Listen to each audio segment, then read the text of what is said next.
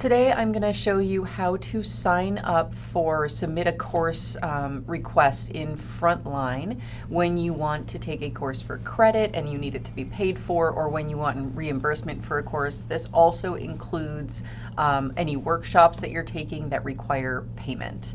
So it's always recommended that you get prior approval before you sign up for your course. Just because that way you can confirm that you have enough funds in your PD account and that it is approved by all of the supervisors before you sign up. In order to do that, you need to submit it in advance. So I recommend you give at least 3 weeks, if not longer, in advance to make sure that it can get through the whole approval process and that you have approval prior to registering. So the first thing that you're going to do is you want to make sure you upload any documentation. So you need to make sure you upload any sort of course description, if there's a flyer, anything like that. Also, if you have a receipt or some information about payment, that should be uploaded as well. In order to do that, you're first going to go to your My Info section, and then you're going to select My File Library.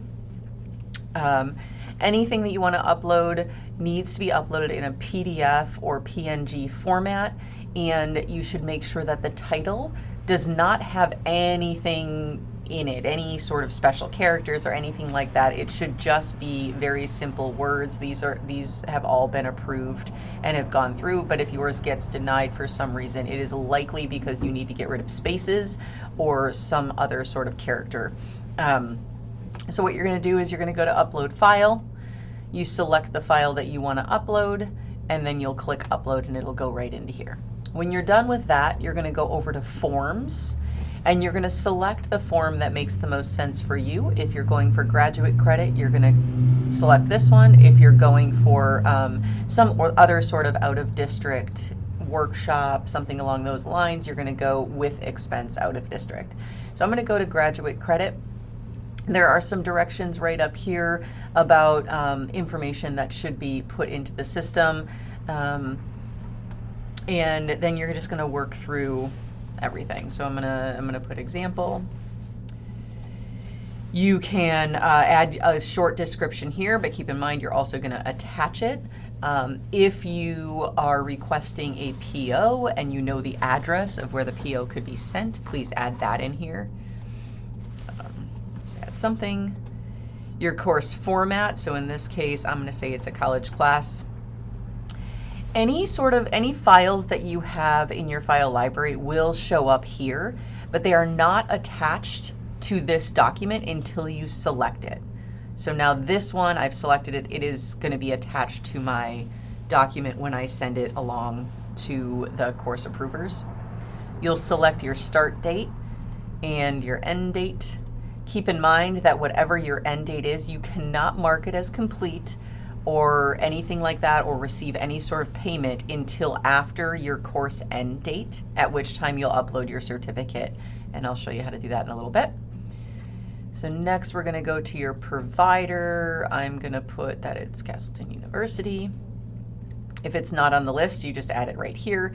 Your provider email address, this helps so that Kylie Taft, who does our POs, she can email, after you're all done submitting and everything's been approved, she will email you and the provider your purchase order.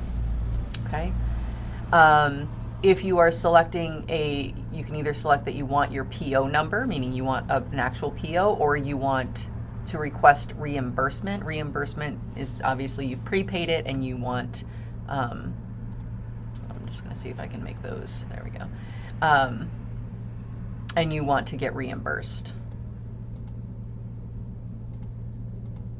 I'm actually going to do this so I can mark it as complete. Whatever the fees are going to be. So $100, how many credits you're taking. And then this is kind of how it applies to our SU. So in this case, I'm going to say that it's on instruction and it matches culture and student wellness. And I'm going to say that I'm going for graduate credits and also relicensure. Any additional comments you have can go here. So I'll go ahead and submit that course. Right here it says where these pending approvals are going to. So in this case, it's actually going to me. Then it'll go to Angie Ledoux, Christine Bourne, and then Kylie Taft. I highly recommend you wait to sign up for your class until you have received the email from Kylie that says, here is your PD, you have been approved. It'll say approved right here, okay? So now when you're done with your course, which I'm not gonna, let's see if I can show you this piece. We'll go to my learning plan. When you go to your learning plan, you're gonna see everything that you've done here. So here's my example that I just submitted. I can go to manage. I can drop that course if it didn't work. I can see where I'm at within the approval process. If you have not received your purchase order and you feel like you should have by now, find out where it is within the approval process and shoot somebody an email. Say, you know, if it's Ms. Bourne, hey Ms. Bourne, this is a last minute thing. I'm really hoping to get this approved. Can you please approve it? She'll go in right away and approve it. If you get it back. So if you're in your learning plan, hold on a second, it's loading, and you see an alert somewhere, okay, it means that you didn't provide all of the information you needed and they need you to.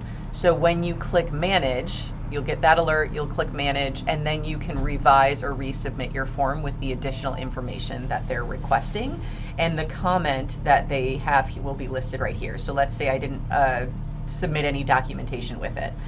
I might say, I need more information. It'll give you an alert, and then you'll be able to read whatever comment I wrote here. Hey, you need more information in your description, and then you would revise it and resubmit.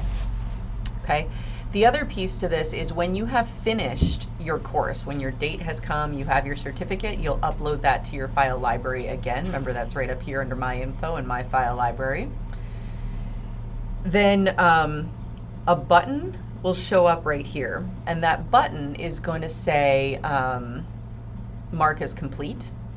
So when you're all finished, you can click that mark as complete button and attach your documentation, which you've already, uploaded to your file library. Click submit, and it'll go to this final approver, Kylie Taft, who will then make sure that all payments are issued if they have not already been. If you have any questions along the way, the administrative assistants in your building are the people you can go to help support you through that. The last thing I want to show you quick, I'm going to go ahead and drop this, and I'm going to drop it right there. Okay.